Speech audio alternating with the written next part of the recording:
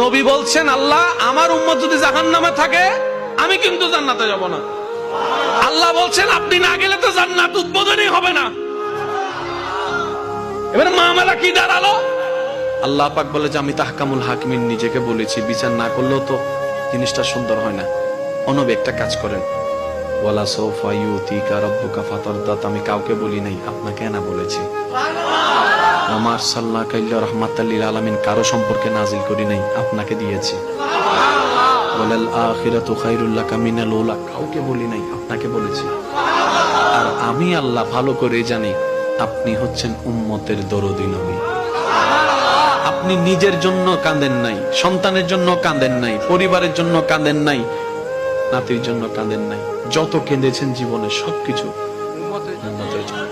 এমনকি হাসরের ময়দানে যখন সর্বপ্রথম আমাদের নবীকে আল্লাহর হুকুমে তোলা হবে, আমাদের নবী উঠেই জিব্রাইল আলাইহিস সালামকে প্রথম প্রশ্ন করবে, ও আমার ভাই জিব্রাইল, আমার উম্মত গুলো কোথায়?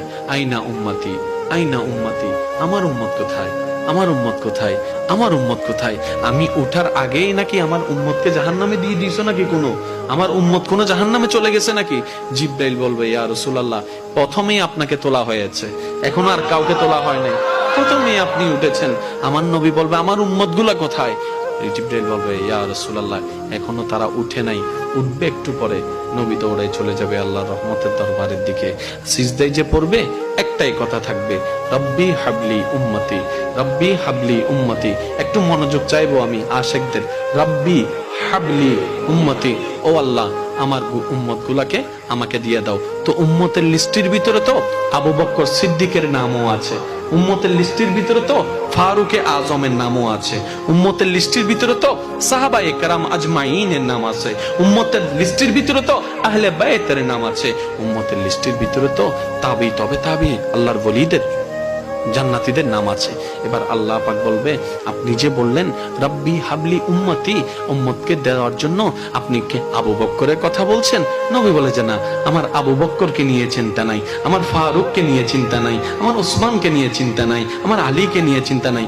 ও আল্লাহ, আমার উম্মতের ভিতরে যারা জাহান্নামের অধিবাসী হবে ওই উম্মতগুলোকে আমাকে দিয়ে দাও।